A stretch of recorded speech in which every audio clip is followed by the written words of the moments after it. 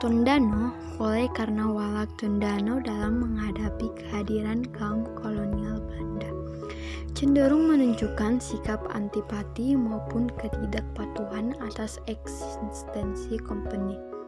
Maka konsekuensinya kawasan pemukiman Walak Tondano, tepatnya di Minawanua, dijadikan sasaran penyerbuan pasukan Belanda dan antek-anteknya.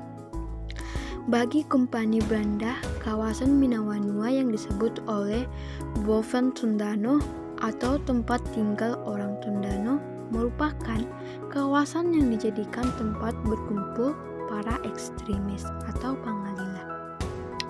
Sementara Perang Tondano yang ketiga pada tahun 1707 hingga 1711 terjadi dengan latar belakang seperti perang pertama, yakni perlakuan semena-mena penjajah Belanda terhadap seluruh Walak di Minahasa pada umumnya, dan khususnya Walak Tondano yang tidak tahan atas penderitaan yang berat akibat kekejaman bangsa Belanda tersebut,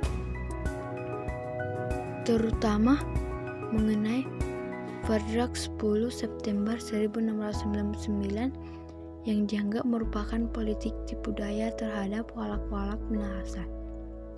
Sebab isi perjanjian tersebut bukan untuk meringankan beban penduduk, akan tetapi bertujuan untuk mengikat para kepala Walak agar tunduk kepada kekuasaan Belanda. Perang Tondano keempat yang pada tahun 1807 hingga 1809 berawal dari aksi melarang utusan Hindia Belanda masuk ke wilayah Tondano karena pemimpin-pemimpin sekitar Danau Tondano menganggap Presiden G.F. Dur telah mengumbar janji kosong terhadap rakyat Minahasa pada umumnya dan khususnya orang Tondano. Menanggapi hasil musyawarah di Air Madidi, berhimpunlah para pemimpin Minahasa atau kepala-kepala Walak yang dilaksanakan di Minawanua dalam suatu forum musyawarah yang disebut Musyawarah Minawanua. Sempat terjadi perbedaan pendapat dan pendirian di antara Walak Tondano atau Solimambot Soliang, hingga suasana pembukaan musyawarah menjadi tegang.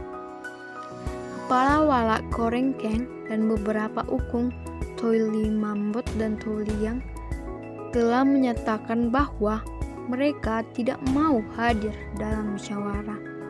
Terdapat dua asumsi yang dikemukakan Kusen sebagai alasan ketidakhadiran beberapa pemimpin. Yang pertama, adanya saling curiga satu dengan yang lain, di mana gejala awalnya telah ada sejak musyawarah di Air Madidi. Lonto dicurigai oleh Korengkeng setuju Belanda lantaran pada saat musyawarah Air Madidi ia seakan-akan Lonto menyetujui kemauan Presiden Prediger untuk mengganti Verbond 10 Januari 1679. Asumsi yang kedua, ketidakhadiran Korengkeng dalam pembukaan musyawarah sengaja dilakukan sebagai strategi untuk mengelabui utusan pihak Belanda, yaitu ukuran Maramis yang ditugaskan oleh Presiden Prediger untuk mengamati peranan Kepala Walak Solimambot Korengkeng dan Kepala Walak Soliang Sarapung dalam melaksanakan musyawarah. Pada hakikatnya, dituliskan Kusen sesuai pendapat penulis asal Tondano Girot Untu, Perang Tondano adalah perang patriotik besar dari rakyat Maesa atau Minahasa pada umumnya melawan penjajah Belanda yang berlangsung secara berulang-ulang dalam kurun waktu 1,5 abad. Perang perlawanan yang pertama telah dimulai pada 1 Juni 1661 dan berakhir dengan perang perlawanan terbesar pada 14 Januari 1807 sampai 5 Agustus 1809.